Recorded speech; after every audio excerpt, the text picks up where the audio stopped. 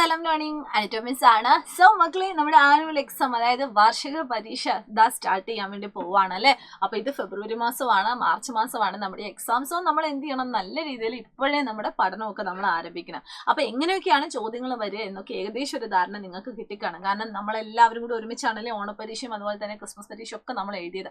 അപ്പൊ ഇതിന്റെ ഉള്ളിൽ നിങ്ങൾ ഒരു സെക്ഷൻ ശ്രദ്ധിച്ചിട്ടുണ്ടാവും. അതായത് ചെറിയ ഒരു ഭാഗം, ഒരു വിവരണമൊക്കെ തരും. അതിന്റെ ഉള്ളിൽ നിന്ന് കുറച്ച് ചോദ്യങ്ങളൊക്കെ നമ്മളോട് ചോദിക്കും. അങ്ങനെയാണെങ്കിൽ അതുമായി ബന്ധപ്പെട്ട ഒരു ചെറിയൊരു ചോദ്യമാണ്. ആ ചോദ്യം എന്നൊന്നും ഞാൻ പറയുന്നില്ല, നമ്മുടെ ടെക്സ്റ്റ് ബുക്കിൽ തന്നെയുള്ള ഒരു ചെറിയ ഭാഗമാണ് ഞാനിവിടെ നിങ്ങൾക്കായിട്ട് കാണിക്കാൻ പോകുന്നത്. അതിൻ്റെ ഉള്ളിൽ ഞാൻ കുറച്ച് ചോദ്യങ്ങളും ചോദിക്കും. ഓക്കെ, അപ്പൊ നമുക്കൊന്ന് ജസ്റ്റ് ഒന്ന് വായിച്ചു നോക്കാം. കാട്ടിലൊരു ഉത്സവമേളം അല്ലെ, കാട്ടിലൊരു ഉത്സവമേളം. മന്ദാരക്കാട്ടിൽ ഉത്സവമാണ്. കാട്ടിലെ ജീവികളെല്ലാവരും ഉത്സവത്തിന് ഒത്തുകൂടി. ഒപ്പം നാട്ടിൽ നിന്നും അയൽക്കാടുകളിൽ നിന്നും പക്ഷികളും മൃഗങ്ങളും മറ്റു ജീവികളും വിരുന്നെത്തി. അപ്പൊ നിങ്ങൾക്ക് ഒരു കാട് ഇവിടെ കാണാനായിട്ട് പറ്റുന്നുണ്ട്.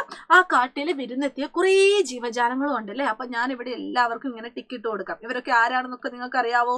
ജസ്റ്റ് എല്ലാവരും ഒന്ന് ഉറക്കെ പറയാനായിട്ട് ശ്രമിക്കുക കേട്ടോ. അപ്പൊ ഇവരെല്ലാവരും, അതായത് ഈ ചിത്രത്തിൽ കാണുന്ന എല്ലാവരും എന്ത് ചെയ്തിട്ടുണ്ട്, ആ കാട്ടിലെ ഉത്സവത്തിന് പങ്കെടുക്കാനായിട്ട് വന്നിട്ടുണ്ട്. ഇനി നമുക്ക് ബാക്കി വായിച്ചു നോക്കാം. കൊട്ടും കുരവയും കേട്ടുവല്ലോ, ആട്ടവും പാട്ടുമാണിന്നു കാട്ടിൽ.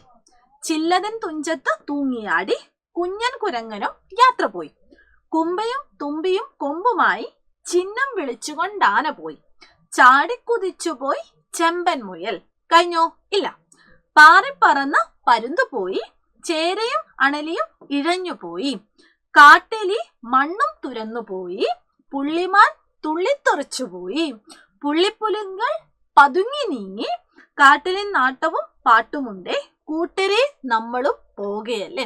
അപ്പൊ ഇതാണ് ഒരു ചെറിയ കവിതയുടെ ഫോർമാറ്റിൽ നിങ്ങൾക്ക് ഇവിടെ തന്നിട്ടുണ്ട്. ഇനി നമുക്ക് ചോദ്യം നോക്കാം. ഉത്സവമേളത്തിനെത്തിയ ജീവികൾ എങ്ങനെയാവും വന്നത്? ഓക്കെ, ഇതാണ് നമ്മുടെ ചോദ്യം. അതായത് നമുക്കറിയാലേ, നമ്മുടെ ചുറ്റുപാടും ധാരാളം ജീവികളുണ്ട്, ധാരാളം മൃഗങ്ങളൊക്കെ ഉണ്ട്. ഇവരെല്ലാവരുടെയും സഞ്ചാര രീതി ഒരുപോലെയാണോ? ഇപ്പൊ നമ്മളൊക്കെ എന്താ ചെയ്യുന്നത്? നമ്മൾ നടക്കുവാണ് ചെയ്യുന്നത്. അതേസമയം പാമ്പൊക്കെ എന്താ ചെയ്യുന്നത്? അവർ ഇഴഞ്ഞിഴഞ്ഞാണ് പോകുന്നത്.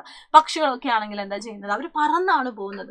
കുരങ്ങനൊക്കെ ആണെങ്കിൽ ചാടി ചാടി പോകുന്നത്. അപ്പൊ നമ്മുടെ ചുറ്റുമുള്ള എല്ലാ ജീവികളുടെയും സഞ്ചാര രീതി ഒരുപോലെ അല്ല എന്ന് നമുക്കറിയാം. അപ്പൊ അതുമായി ബന്ധപ്പെട്ട ഒരു ചെറിയ ഭാഗമാണ് ഇവിടെ കൊടുത്തിരിക്കുന്നത്. അപ്പൊ ഈ ഭാഗം ഒന്നുകൂടി വായിച്ചിട്ട് ഇവിടെ ഉള്ള ജീവികളൊക്കെ എങ്ങനെയാണ് സഞ്ചരിക്കുന്നത് എന്ന് നമുക്കൊന്ന് നോക്കാം അല്ലെ. അപ്പൊ ഏറ്റവും ആദ്യം നമുക്ക് ഇവിടെ ആരെ കാണാനായിട്ട് പറ്റുന്നത്? നമ്മുടെ കുഞ്ഞൻ കുരങ്ങനെയാണ് കാണാൻ പറ്റുന്നത്. കുഞ്ഞൻ കുരങ്ങൻ എങ്ങനെയാണ് പോയത്? തൂങ്ങി ആടിയാണ് പോയത്, അല്ലെങ്കിൽ ചാടി ചാടിയില്ലേ, ഒരു മരത്തിൽ നിന്ന് മറ്റൊരു മരത്തിലേക്ക് ഇങ്ങനെ തൂങ്ങി ആടി ആണ് ആര് പോയത്? നമ്മുടെ കുരങ്ങൻ പോയത്. അതുപോലെ തന്നെ പിന്നെ ആരാ വന്നത്? യെസ്, നമ്മുടെ കുമ്പയും തുമ്പിയും കൊമ്പുമായി ചിഹ്നം വിളിച്ചുകൊണ്ട് ആന പോയി. പിന്നെ ആരാ പോയത്? യെസ്, ചിഹ്നം വിളിച്ചുകൊണ്ട് ആനയാണ് പിന്നീട് നമുക്ക് ഇവിടെ കാണാനായിട്ട് പറ്റുന്നത്. ആന ഇങ്ങനെ നടന്നു പോകുമായിരുന്നു അല്ലെ. ചാടി കുതിച്ചു പോയി ചെമ്പൻ മുയൽ. അപ്പൊ മുയൽ എങ്ങനെയാ പോകുന്നത്? ചാടി ചാടി ചാടിയാണ് പോയത്. ഇനി അതുപോലെ തന്നെ നമ്മുടെ പാറിപ്പറന്ന് പരുന്തുപോയി. അപ്പൊ പരുന്ത് എങ്ങനെയാ പോയത്?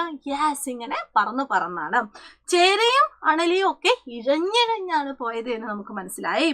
എലി ആണെങ്കിലോ, എലി മണ്ണും തുരന്നാണ് പോയത് ഇല്ലേ. എലി മണ്ണിലാണ് മാളം ഉണ്ടാക്കുന്നത് നമുക്കറിയാം. അപ്പൊ മണ്ണും തുരന്നാണ് എലി പോയത്. പുള്ളിമാനാണെങ്കിൽ ഇങ്ങനെ തെറിച്ചുപോയി, തെറിച്ചുപോയി അല്ലെ, ഇങ്ങനെ ചാടി ചാടി ചാടിപ്പോയി.